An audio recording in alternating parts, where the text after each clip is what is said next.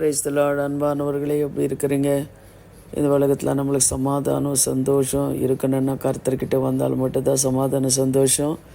எந்த ஒரு காரியத்துக்கும் நம்ம என்ன பண்ணக்கூடாது, கலங்கக்கூடாது, பயப்படக்கூடாது. ஏன்னா கர்த்தர் உங்களோட இருப்பார். உங்கள் தேவைகள் எல்லாம் தேவன் சந்திக்கிறவராக இருக்கிறார். இன்றைக்கு கூட நீங்கள் என்ன பண்ணுங்கள், சமாதானமாக இருங்க. இன்னும் கூட ஒரு வேதத்தில் ஒரு வசனத்தை எடுத்து நாம் தியானிக்கலாம். சங்கீதம் 18:19 பாருங்கள். 18:19 என் ஆபத்து நாளில் எனக்கு எதிரிட்டு வந்தார்கள், கர்த்தரோ எனக்கு ஆதரவாக இருந்தார். ஆபத்து நாளத்தில் எதிரிட்டு வந்தார்களாம், ஆனால் கர்த்தர் அவருக்கு சமீபமாக இருந்தார், தாவீதுக்கு. அதே போல் நமக்கு கூட ஆபத்துக்கு நாள்கள் வரும். ஜனங்கள் என்ன பண்ணுவாங்க, எதிரிட்டு வருவாங்க. அவங்க என்ன பண்ணாங்க, கேவலமாக பேசுவாங்க, நிந்திப்பாங்க. நல்லா இருந்தால் வருவாங்க. கொஞ்சம் ஏதாவது கடனோட வியாதியோட இருந்தால் நம்ம ஜனங்கள் நம்மளை விட்டுடுவாங்க. ஆனாலும் தாவீது என்ன சொல்லணும், ஆபத்து நாளிலே எனக்கும் எதிரிட்டு வந்தார்கள், கர்த்தரோ எனக்கும் ஆதரவாக இருந்தார். அதே போல் நானும் சாட்சியாக இருக்கணுங்க. எவ்வளோ ஆபத்து நாள்கள் வந்தாலும் சரி, என்ன வியாதிகள் வந்தாலும் சரி, பிரச்சனைகள் இருந்தாலும் சரி, கடன் இருந்தாலும் சரி, குடும்பத்து பிரச்சனைகள் இருந்தாலும் சரி, ஆனால் இந்த இப்படிப்பட்ட ஆபத்து நாட்களில் நீங்கள் கர்த்தரை நோக்கி கூப்பிடும்போது, கர்த்தருக்கு உண்மையாக நீங்கள் வாழும்போது, அவர் கற்பனைப்படி நீங்கள் நடக்கும்போது, அவர் சொல்லுக்கு நீ கீழ்ப்படியும் போது, அவருக்கு பயந்து நீ வாழும்போது, கர்த்தர் என்ன பண்ண, நீ உங்கள் ஆபத்து நாளில் அவர் வந்து உங்களுக்கு என்ன பண்ண கைப்பிடிச்சு தூக்கிறவராக இருக்கிறார். அன்பானவர்கள், அதே 19 பாருங்கள். என் மேலே அவர் பிரியமாக இருந்தபடினாலே, பாருங்கள் எப்படி அவர் மேலே பிரியமாக இருக்க முடியும் அப்படின்னா, அதுதான் சொல்கிறார் பாருங்கள். அவர் மேலே பிரியமாக இருக்கிற ஜனங்கள் யார், அவர் பிரியம் இல்லாத ஜனங்கள் யார், பேரு கிறிஸ்தவங்கள் யார், அவர் நேசிக்கிற கிறிஸ்தவங்கள் யார் அப்படின்னு சொல்லி அவருக்கு மட்டும்தான் எனக்கு தெரியும்.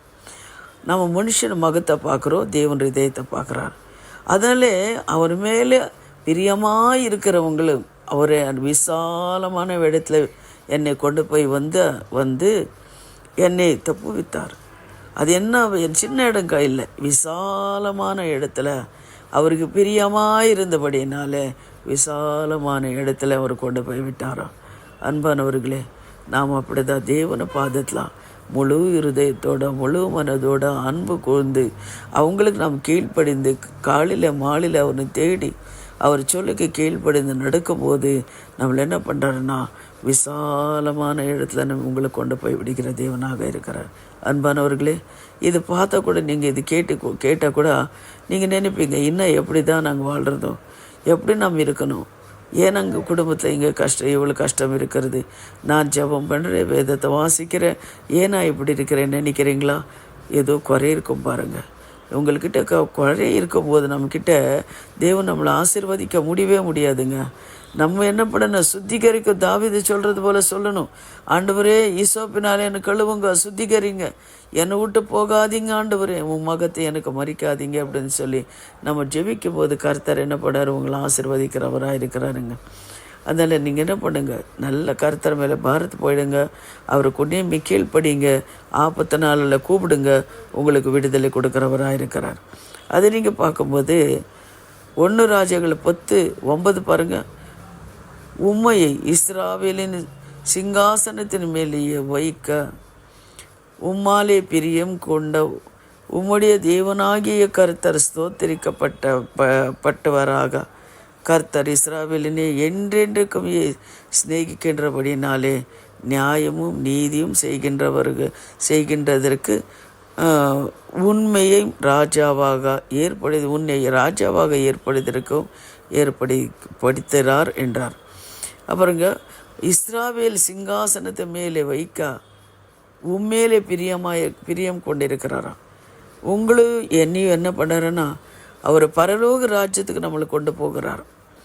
அப்போ நம்ம என்ன பண்ணணும், ஸ்தோத்திரிக்கப்படுவராக அவர் ஸ்தோத்திரிக்கப்படுவராக. கர்த்தர் இஸ்ராவேலினை என்றென்றைக்கும் என்றென்றைக்கும் சிநேகிக்கின்றபடியினாலே, இஸ்ராவேல் ஜனங்கள் எப்பொழுது கர்த்தர் சிநேகிக்கின்றபடினாலே அவரின பரிசுத்த பர்வதமாகிய பரலோக ஸ்தலத்துக்கு உங்களை கொண்டு போகிறேன்னு சொல்கிறார்.